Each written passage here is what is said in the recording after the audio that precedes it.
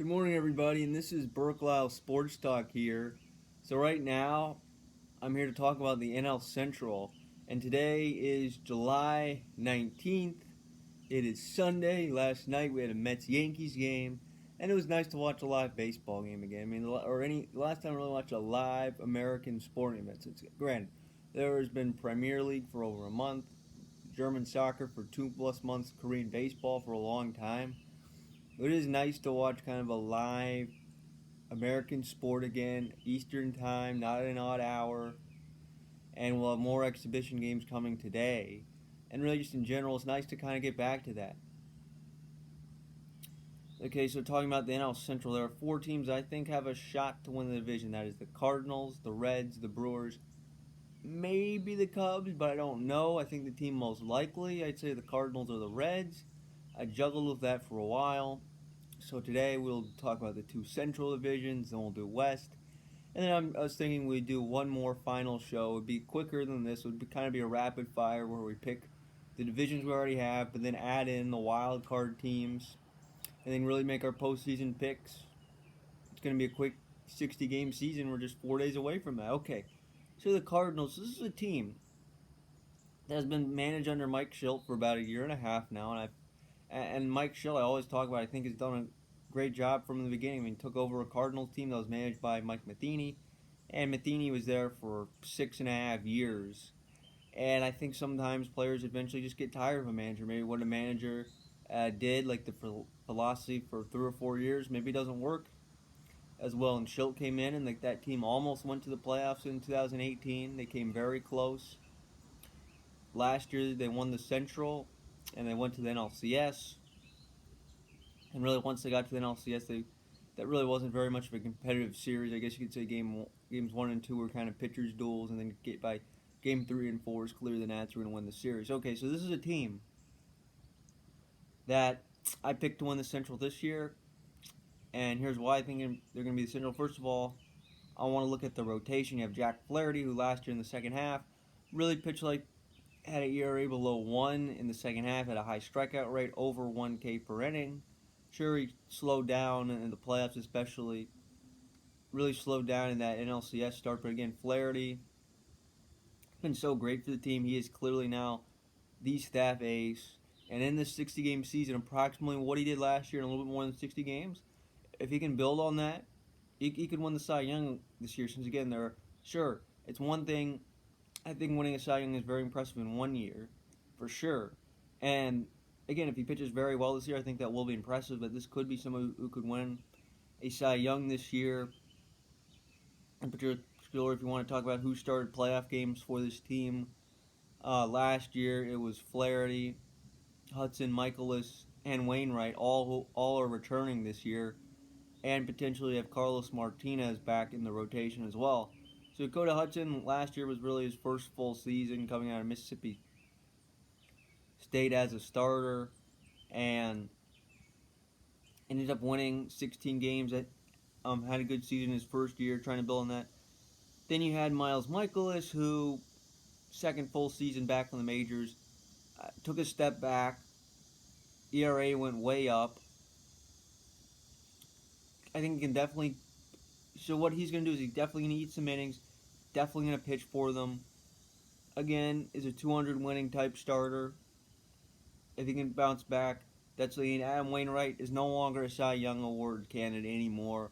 No longer you can make an argument as one of the best pitchers in baseball. Instead, what I think we're going to get now is you're going to get a lot of innings from him, and I don't know how many you're going to get. I mean, if you talk, and again, and keep in mind this year, starters are going to pitch less this year. It'll be interesting to see. Like you talk about innings and games, like a starter make it 30 starts, somewhere around there, 30, 35 starts. If you're healthy, and 5, 6 innings, that's 150 to 200. Once you go 7 innings per start, that's about 200 innings. So how many of these starters on this team, say in this stretch, will go 50 innings? Will Adam Wainwright pitch 50 innings? And again, I think we'll be more 5, 6 innings. But then being in the playoffs, Wainwright last year could still show he is capable of going deep into games and could still throw over 100 pitches. So Wainwright could be a good wild card. It only needs to be good for a third of a season, not a full season. But keep in mind, only a third of a season. You have to be good. This team has to be good. You can't play around. This team can't go 30-30. They sometimes go through slow stretches. They've done that a lot over the last couple of years. You can't be 30-30 or even and expect to make it to the playoffs. Like, this Cardinals team needs to start fast. So you have Wainwright. So again, this is mostly, if you want to talk about young youth, Flaherty and Hudson, kind of youth in the rotation. Michael is Wainwright, while Michael doesn't have tons of major league experience, is in his early 30s, spent a good deal of time in Japan. Wainwright in his late 30s. I mean, this is his 14th, 15th full year as a starter in this organization. Sure, he missed Tommy John surgery, but. And you have Carlos Martinez, who's kind of a wild card in the rotation. Since with Martinez, is at times looked like an all-star starter for sure. But in the last couple of years, battled injuries. In 2018, was moved to the setup man down the stretch. And then last year, for the most part, he was the closer. He was actually the closer. So now the question is he more of a closer or is he a starter? And that's what we're waiting to see. We're waiting to see if this year can bounce back. And again, not being a full-time starter in 2 years, I think he's going to have to work his way back, and you could potentially see piggybacking. Could Wainwright, an older arm, piggyback with Martinez, or could Martinez be part of a bullpen game? I mean, first, we want to see, transitioning from a closer to a starter. I mean, Adam Wainwright went from a closer to then somebody who pitched some of the most innings, really, of anybody in baseball over the last decade or so. So Martinez, maybe this means pitching multiple innings. Getting used to that again. Maybe that means he only goes 2 or 3 innings at most and just builds his way up, and then maybe towards the end of the year, whether this team makes it to the playoffs and he's part of usually a 4-man postseason rotation, or whether he's a bullpen piece, that'll be an interesting thing to see, since, again, I think he's about 3 years removed from being a fully healthy starter. In terms of the lineup, I'm not going to point out everybody, just kind of some key pieces in the lineup. You have Paul Goldschmidt. He's on a new 5-year, $130 million contract. Goldschmidt would have been a free agent after this year signed. It was down in some ways. While he did it over 30 home runs, looked dominant at times last year. He fell off the MVP level. His average was way down, hit 260, which again, normally in Arizona, he was an MVP candidate. In this short sprint, could he finally win an MVP award? I mean, if he just gets high, there could be times in the year where after a month or 2 months you say, yes, that's the MVP. Well, this year, that's the argument you make for Goldschmidt. I think can win MVP candidate. I think can bounce back this year. And as this is the first year of the contract, as he starts to enter his early 30s, and by the time the contract plays out, will be in his mid 30s. Question is, how long can he stay at an MVP level or even a productive level? Now, is he worth the contract?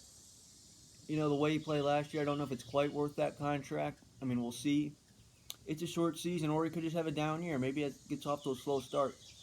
Tommy Edmonds, a switch hitter, hit 300 last year, 11 home runs, and 36 RBIs and 350 plate appearances. So in a full season, played about 100 games last year. Did not start all the time. Came off the bench this year, is projected to play third base. Kind of played in the outfield, so as a switch hitter.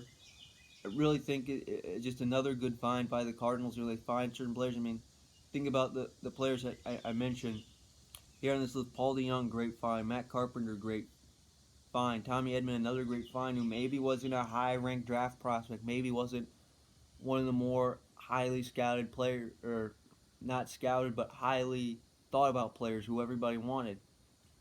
Looks like he's going to be a good hitter in this major league level, and as a switch hitter, will be able to hit on both sides of the plate. Now, I'm going to have to go through the splits, which side's better. Usually people hit better lefty than righty as switch hitters. So again, seeing what Tommy Edman can do in a shortened season. Gone is Marcell Ozuna. While he never replicated what he did in Miami, where I think he had 37 home runs, drove in right around 120 RBIs and over 300 in 2017, he did hit have 30 home run power, including last year. Is now going to Atlanta.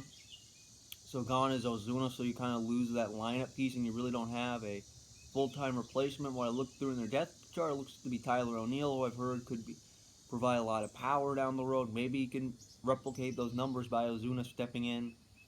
Matt Carpenter in 2019 was down. I mean, I remember back in 2018, 2 years ago, really about this time 2 years ago, went bananas in the second half. He went from one of the worst players in baseball to then one of the best players in baseball, looked like an MVP candidate. Really just took off with the power. Was kind of down last year. I think this is what his eighth or ninth full years now. Is getting close to his mid 30s.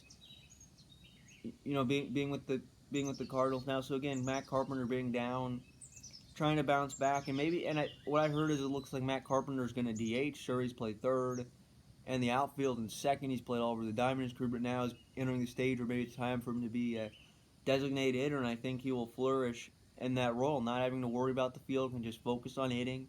And maybe with Matt Carpenter, it could be similar to what it was 2018 down the stretch. Paul DeJong hit 30 home runs last year as a shortstop. Again, I don't think he's one of the very. It's hard to see where DeJong is. I think he's a good major league shortstop. Certainly has power. His average is never terribly high, but again, provides power for the team. So again, you can have, talking about Goldschmidt, Carpenter, Edman, DeJong, those are probably their four best hitters this year and who they can count on. And there's a chance that I think Edman will really perform. He seems like someone who's capable of hitting 300 in the majors. But Carpenter, I don't know. DeJong, I don't know. I mean, you can talk about slumps and Goldschmidts again. This team could have a good lineup. Last year they had a good bullpen. The rotation could be really good too. That's why I think this Cardinals team is probably the most talented team to win the Central, but it's a short season. But I think the Cardinals will win the Central, and how far they go in the playoffs, that will be seen. So now we want to go to Cincinnati. So Cincinnati, they're an interesting storyline. The Reds, a decade ago, 8, 10, 7 years ago, early 2010s, they're a good team. They're winning the Central. They're one of the better teams in baseball during that stretch. They went to the playoffs 3 times in 4 years. They've not been in the playoffs since the 2013 wild card game, really ever since they fired Dusty Baker. And I could make a whole video on teams firing Dusty Baker, but again, that team went to the wild card game and just a questionable fire of Dusty Baker in 2013, and they have not been particularly close to the playoffs ever since. And I think they've gone through Brian Price. Now the manager is something Bell. I'm blanking on his name. I think it's Bud Bell, something like that.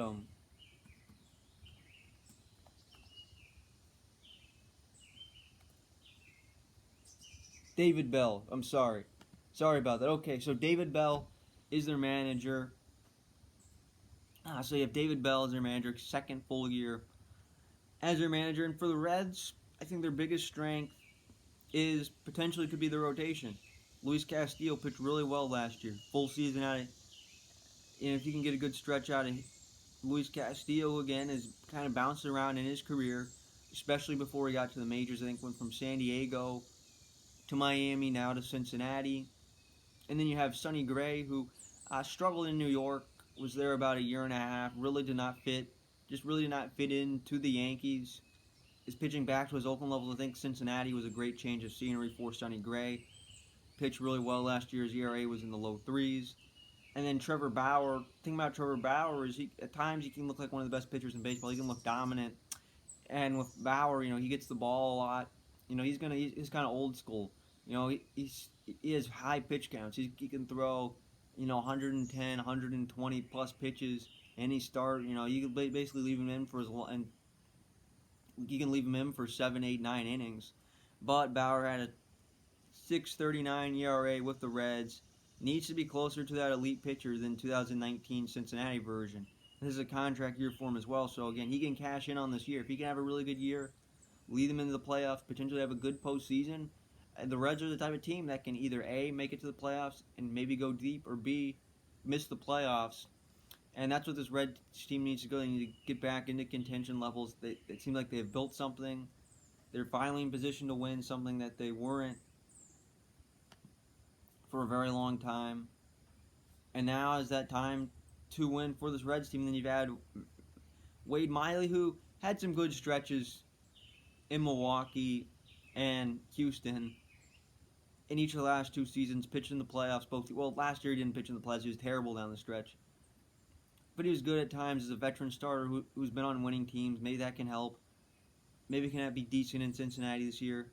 That's what they need. So that's kind of your top 4 starters. So again, Castillo, Gray, Bauer, especially if Bauer's on and Miley, if they're all on, they could have a good,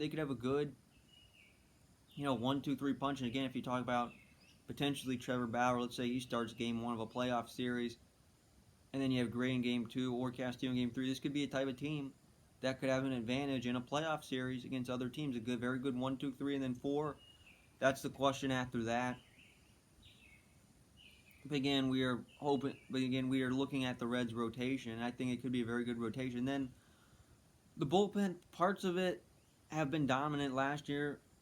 Raisel Iglesias had 34 saves. His ERA was at 4.60. That probably shows he was blowing saves or had a lot of bad outings, or multiple bad outings for sure. Michael Lorenzen is always someone who's fun to watch, can swing the bat, can pitch multiple innings, had a 2.92 ERA last year. And then Robert Stevenson and Amir Garrett had 11 and 12 Ks per 9 inning and ERAs below 4. Both of them they thought could have been starters, never worked out as starters. That's why they're in the bullpen. So again, parts of the bullpen could be dominant. And then you add in Nick Castellanos and Mike Moustakas. Castellanos played really well in Chicago last year. Has been a long time Tiger. Good solid MLB hitter. Can hit 20, 25 home runs. Can get close to 100 RBIs. Mike Moustakas has had 30 home run power over the last 3 or 4 years. So now you've brought in veterans. Moustakas has been on winning teams in Kansas City and the last 2 years in Milwaukee. Then you add in Eugenio Suarez hit 49 home runs last year, almost hit 50 home runs. And now you're asking Joey Votto to bounce back. Again, his numbers are down, his average, his power, and on base percentage is down. Votto may not be an MVP candidate anymore, but in a short stretch, can you get Votto back to being potentially a MVP candidate? Won the MVP 10 years ago in 2010. If he just marches out of the gate this year, comes back strong, Votto could be that someone who wins the MVP out of nowhere, could be a comeback player of the year candidate. So again, you have all this Reds team going through. It looks like they have starting pitching to win. That's something that they did not have for years. And I mean, the reason why the Reds were so bad is you can go back from 2015 through 18, where they lost 90 plus games numerous times, almost lost 100 games. Is the reason why they did not have starting pitching. That was a big weakness for them.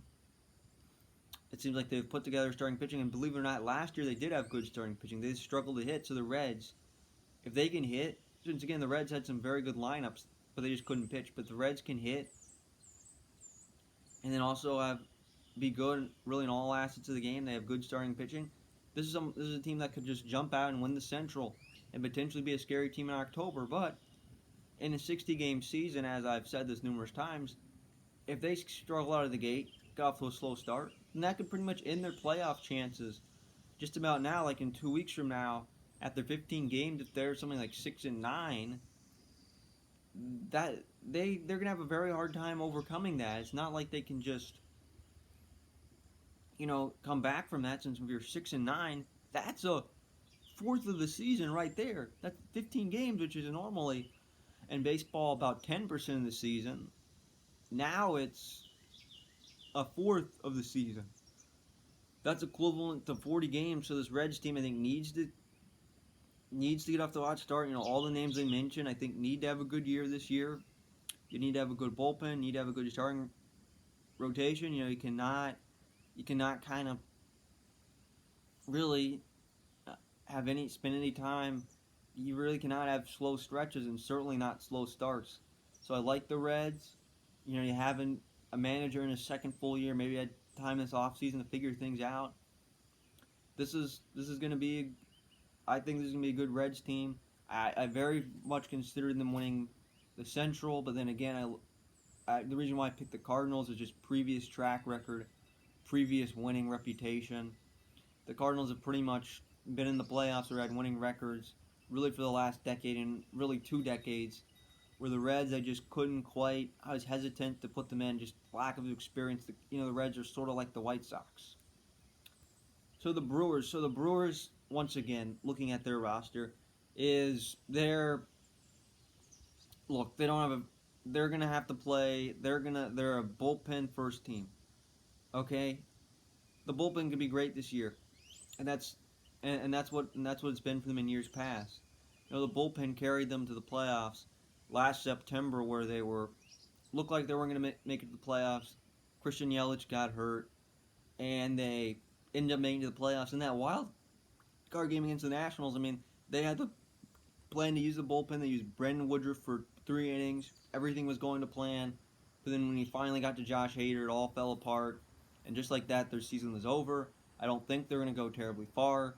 In 2018, they went all the way to the NLCS, where they lost in 7 games to the Dodgers. The Dodgers took them. They went all the way. They were 1-1 away from going to the World Series. And they really didn't have a reliable starting pitcher, really, during the playoffs. So what the Brewers do is they kind of have a decent starting rotation in the regular season, or maybe they're sort of like what the Royals were, where maybe their starters can go 5, maybe 6 innings at the most. And granted, you can't play every regular season game like it's a playoff game. You just can't do it. Sometimes you have to let starters go longer than usual. Sometimes your best option weapons are not available.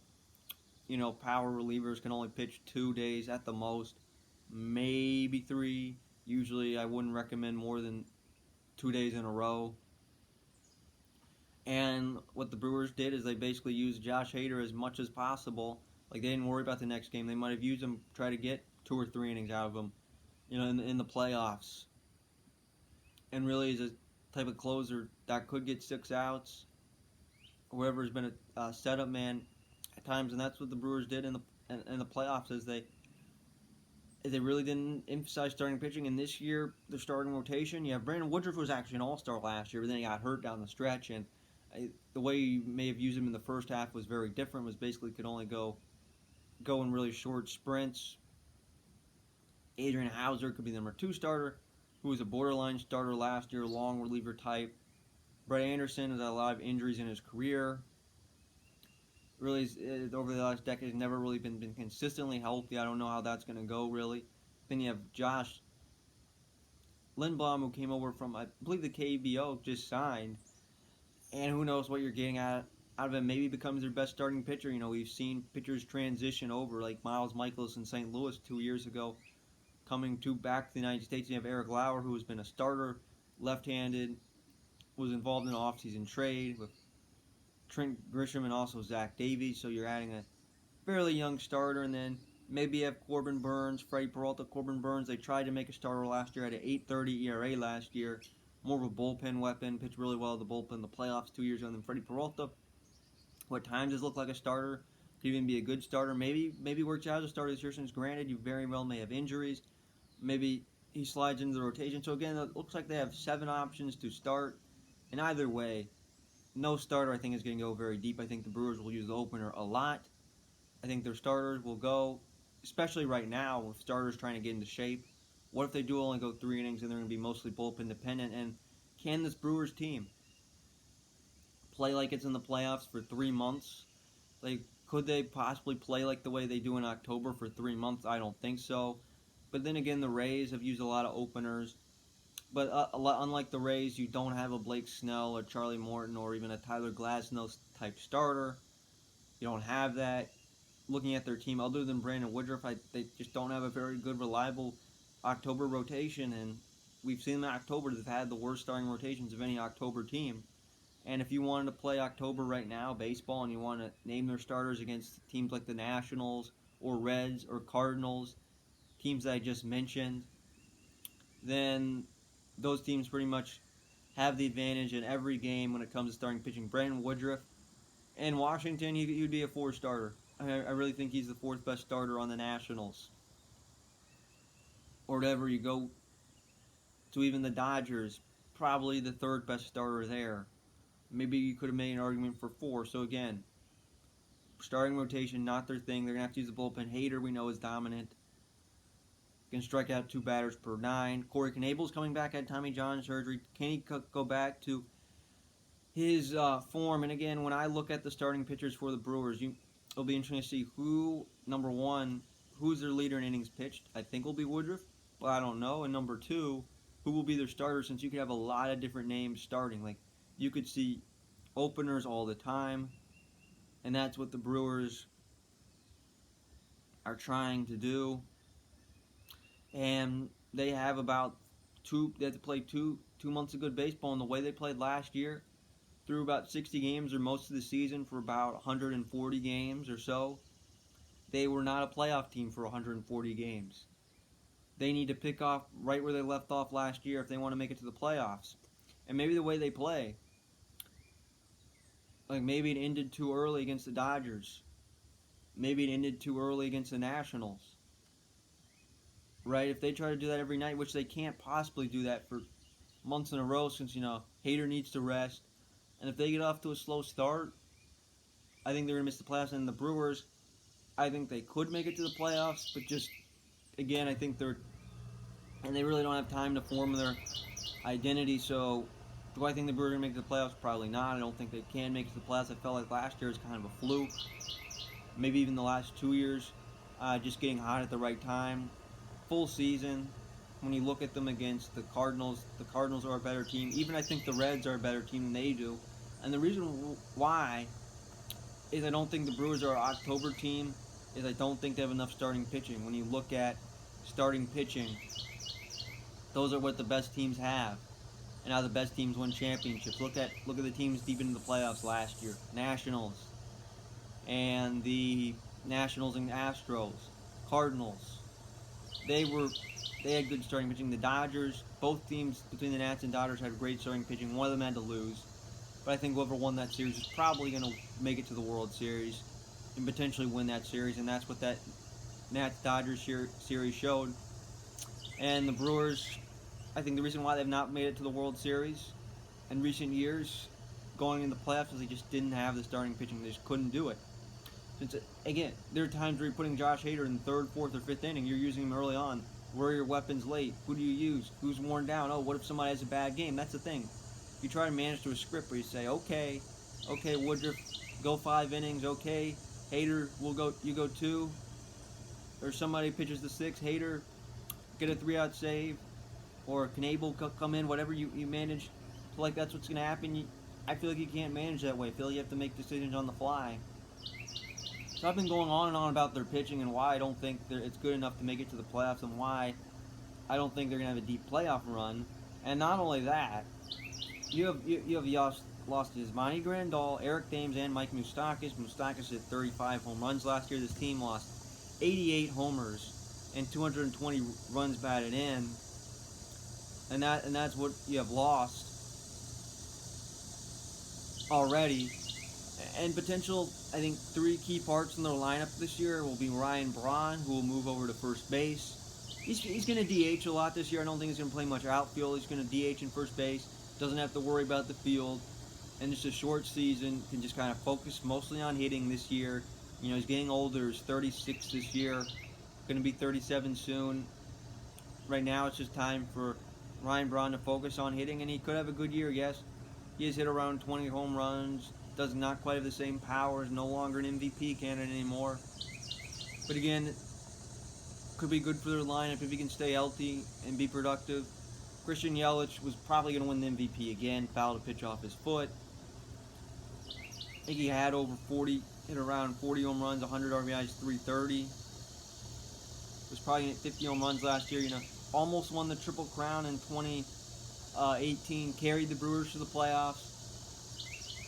And Yelich just went from maybe all-star caliber player to basically a perennial MVP candidate in Milwaukee. Getting Yelich back and healthy in a full year, that'll be great. And just the way he's played ever since going back to the end of 2018 to then starting 2019, just playing great baseball really for a year and a half now. I think that continues, and Yelich definitely an MVP frontrunner this year. And Keston Hiura was a rookie last year in 84 games, half a season, hit 303, 19 home runs, 49 RBIs. So that's potential to translate to 30-plus home runs and 100 RBIs. This time it's 60 games. So it'll be interesting to see where Hiura can if he can pick up where he left off. So looking at the team, the lineup is not particularly great. I think they've lost too much.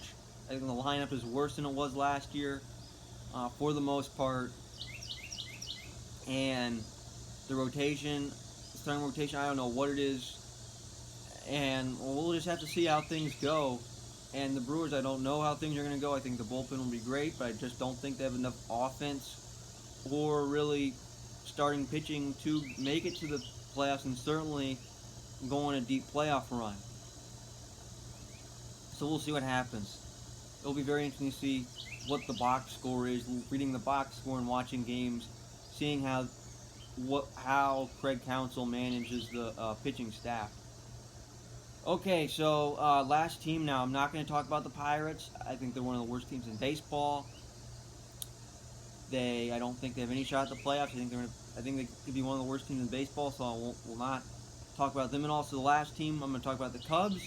I think the Cubs will finish in 4th place this year, and that doesn't mean they're a bad team. I mean, I think they're about a 500 team this year. And look, they are a year removed from. This is the first year without Joe Maddon. Joe Maddon is no longer the manager of the Cubs. Was there for 5 years. I think was very popular there at first. I think has always been popular, well liked. But look, I think was there 5 years, and I think when you're there 5 years, I mean, you can see. I think Joe Maddon was just ready for a change. Is now the manager of the Angels. Again, I think when he got there, it really changed things. Went to the NLCS World Series, and they lost in the NLCS, and really things have not been the same since they won the World Series. Since what they were doing, winning 95 games and making the playoffs, was no longer good enough. And I think the expectation was to win another World Series. They can never do that. People talked, are they a great dynasty based on how young they were when they won that World Series title? They thought it was just the beginning. They peaked in 2016. They never quite got back to that level. New manager is David Ross, who was on the 2015 and 2016 Cubs. So again, a lot of the players know him. Players like John Lester, Kyle Hendricks, not to mention Javier Baez, Chris Bryant, Anthony Rizzo, Kyle Schwarber. They all played with David Ross. They all know him very well. I think it was a popular choice. Theo Epstein knows him very well, hired him. There's somebody who's very familiar with the organization now. Again, somebody who you were once playing with.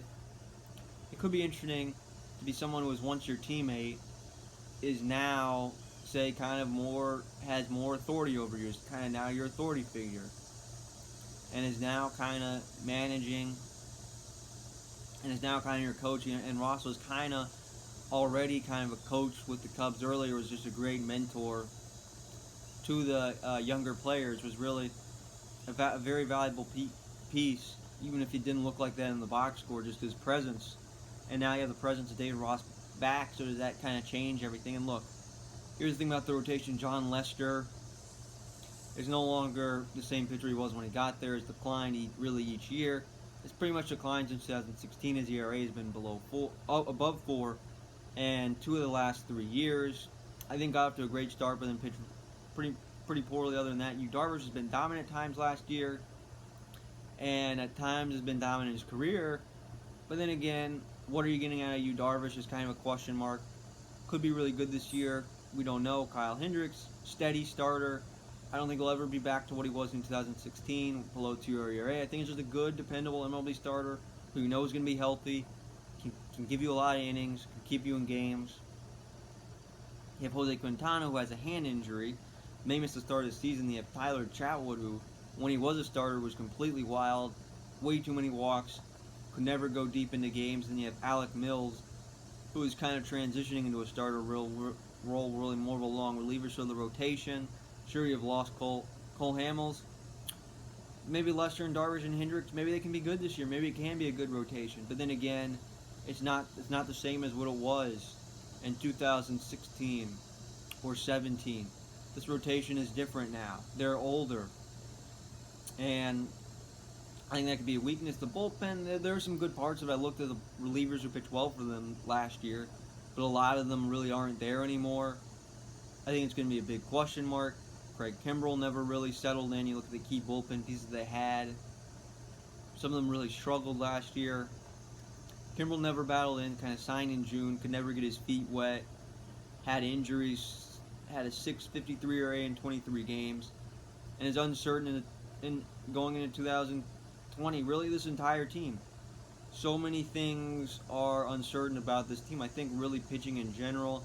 And in a short season, the Cubs last year, they got off to a slow start. They played really well. They played like they're one of the better teams in baseball.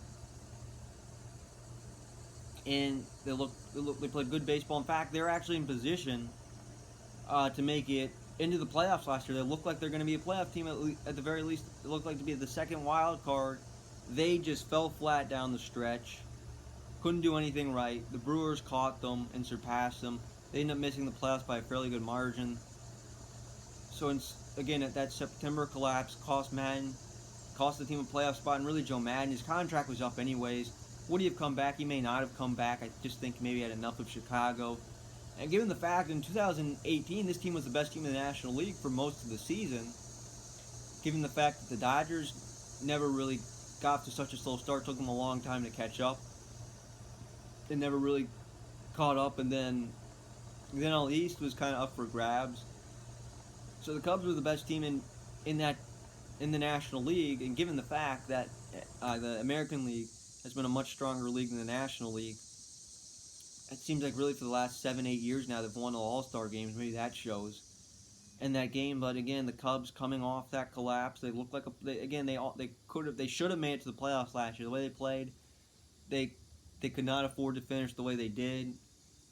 And by the way, I think offense is going to be positive. They're second in the National League of 256 home runs. And here's an interesting factor about this team, as they could be go into transition mode. Javier Baez and Chris Bryant only have 2 seasons remaining in free agency, and really 1 full season. They have this kind of 60 games this year, and then really 1 full season next year. So again, they've been together full-time starters since 2016. Bryant won the MVP in 2016, and Baez almost came in second in 2018. Last year they combined for 60 home runs, Bryant 31. So there's power on this team. Kyle Schwarber at 38 home runs, 92 RBIs, and is now a DH this year. So again, that's the thing about Schwarber. Struggled in the field for the most part in his career. Eye test looks terrible in the field, and metrics doesn't actually look that bad. Maybe somewhere around average, but just a little below average. But Schwarber, he needs to hit. He's a hitter. Shouldn't have to worry about playing in the field. Can just concentrate on hitting. He's a DH. I think that's what he's going to be for the rest of his career. Beginning when the DH probably comes full time to the National League. That'll be interesting to see how Schwarber plays. Anthony Rizzo played hurt the last 2 weeks of the season last year. It's kind of dealing with a back injury last year. So again, what can you get out? What you get out of Rizzo? Is this potentially a down year for Anthony Rizzo? And again, this core group. I mean, they're now entering their mid and late 20s, no longer as young as they once were. Anthony Rizzo now entering his early 30s. So this team is very different. It looks different. Well, yes, there's a lot of similar names. Lester, Hendricks. And think about the lineup. A lot of the lineup is still there from the World Series team. But again, this team is declining. I really think starting pitching got old. And I think that's the thing about this organization. As well, yes, they're able to plug in Lester. That was great. They had Arrieta going for a while. Sure, they spent a lot of money, threw a lot of money at Yu Darvish, who at times has had some great starts with the Cubs, but has been kind of inconsistent. Sure, you've been able to develop Kyle Hendricks, good for you, but they have not developed starting pitching. I think that has come back with them. They have had a weak farm system. They once had Gleyber Torres, who I don't know how he would have fit in. I guess could definitely be a second baseman here now. They had Eloy Jimenez, end up trading him for Jose Quintana. And they've never been able to develop starting pitching, and I think that has cost them as they've had an aging rotation. I think the rotation will definitely be a question mark this year. I don't know if they'll have the pitching to win this year. Sure, they'll have the lineup. I think their lineup will be really good. I think they'll have a lot of home runs. Who knows how many, given the power of that, who knows if you could have players on their team that hit 20 home runs this year.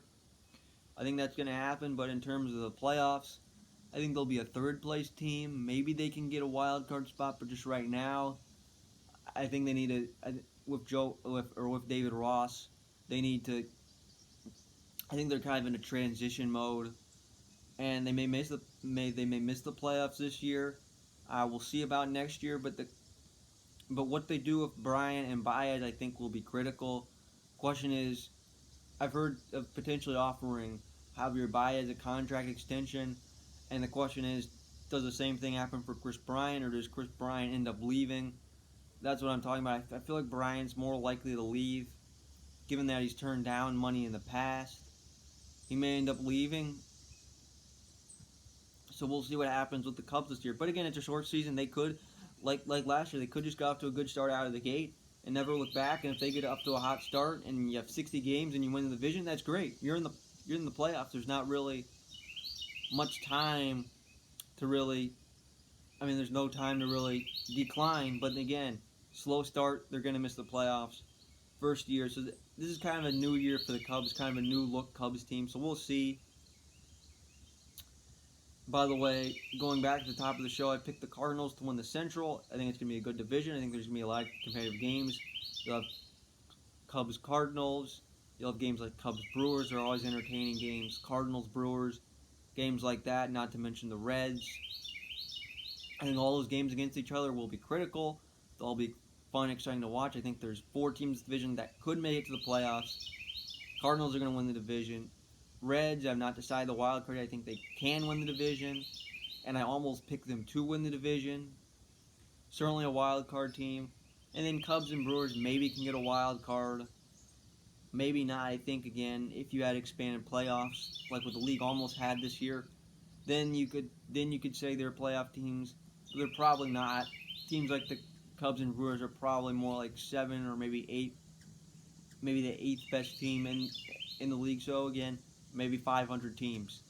So thank you for listening, and next up will be the AL Central.